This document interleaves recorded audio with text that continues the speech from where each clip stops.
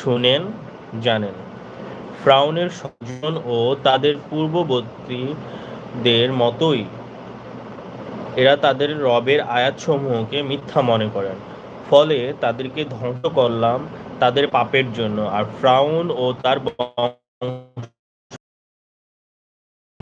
তারা সবাই ছিল জালিম। নিশ্চয়ই নিকৃষ্ট জীব আল্লাহর কাছে তারাই যারা কুফরি করে ও ঈমান করলেন, তারা প্রত্যেকবারই তাদের কৃত চুক্তি ভঙ্গ করেছে, তারা সাবধান হয়নি। অতঃপর আপনি তাদেরকে যুদ্ধে পেলে এমন শাস্তি প্রদান করবেন যেন পশ্চাতের লোকেরা শিক্ষা পায়, অর্থাৎ পিছনের লোকেরা শিক্ষা পায়। তবে কোনো সম্প্রদায় থেকে বিশ্বাস ভঙ্গের ভয় হলে তাদের চুক্তি ফেরত দিন। নিশ্চয়ই আল্লাহ খেয়ানতকারীদের ভালোবাসেন না। আর এ ধারণা যেন না করেন যে কাফিররা পরিত্রাণ পেয়েছে। নিশ্চয়ই তারা অক্ষম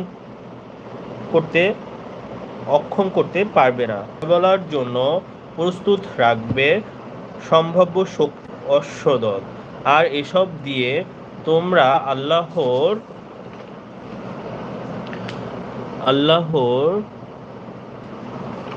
তোমাদেরকে শত্রুকে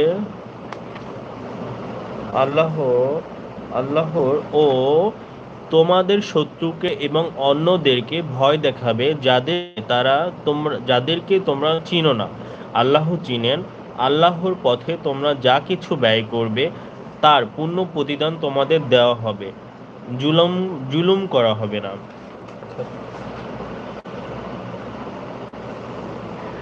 টিকা হযরত ইবনে আব্বাস রাদিয়াল্লাহু থেকে বর্ণিত, বদর যুদ্ধের সময় মক্কার কাফেররা যখন যুদ্ধের উদ্দেশ্যে রওনা হয় তখন তাদের মনে বনী বকর সম্পর্কে ভয় ছিল। বনী বকর মুসলমানদের সাথে মিত্রতা করেছিল যে তাদের অনুপস্থিতিতে যদি বনী বকর তাদের ঘর বাড়ি এবং নারী ও শিশুদের উপর হামলা চালায়। তারা যখন এই আশঙ্কার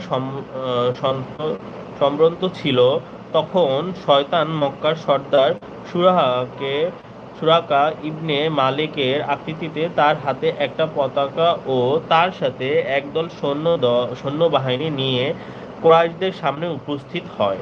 তারপর তাদেরকে লক্ষ্য করে বলে, আজকের যুদ্ধে তোমাদের উপর কেউ জয়ী হবে না, আর আমি তোমাদের সাহায্যকারী। তোমাদের অবর্তমানে তোমাদের ঘর বাড়িতে কেউ হামলা চালাতে পারবে না।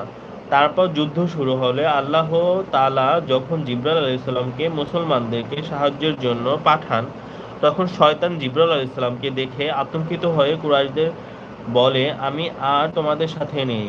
এই বলে সে তার বাহিনী নিয়ে পলায়ন করে। যুদ্ধের পরে সুরাকাকে যখন সকলে দোষ দিতে শুরু করে তখন সে বেশ আশ্চর্য হয়ে বলে, তোমরা এ কি বলছো?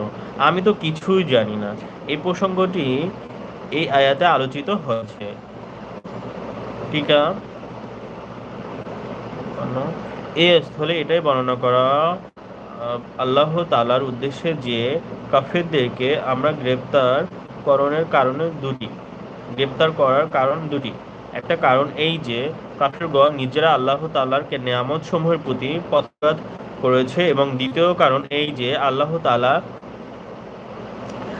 তাআলা সকলের কথা শোনেন এবং সকলের অবজ্ঞা অবস্থা সম্পর্কে জ্ঞাত আছেন। এতদ্বিত বা কাফেরদের কোথাও তিনি শুনছিলেন এবং তাদের মনের গ্লানি বিষয়ে অবগত ছিলেন। এ কারণে কাফেরদের আযাবের যোগ্য পাত্র বিবেচনায় তাদের প্রতি আযাব নাজিল করেন।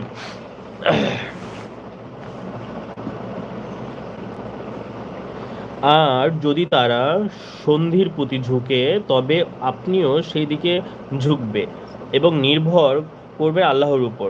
তিনি শুনেন, জানেন। কিন্তু তারা যদি আপনাকে প্রতারিত করতে চায় তবে আল্লাহ আপনার জন্য যথেষ্ট। তিনি আপনাকে স্বয়ং সাহায্য ও মুমিন দিয়ে শক্তিশালী করেছেন, আর তাদের মনে তিনি প্রীতি সৃষ্টি করেছেন। আপনি পৃথিবীর সব কিছু ব্যয় করলেও প্রীতি সৃষ্টি করতে পারতেন না, কিন্তু আল্লাহর প্রীতি সৃষ্টি করতে পেরেছেন তাদের মধ্যে। নিশ্চয়ই তিনি বিজয় কৌশলী।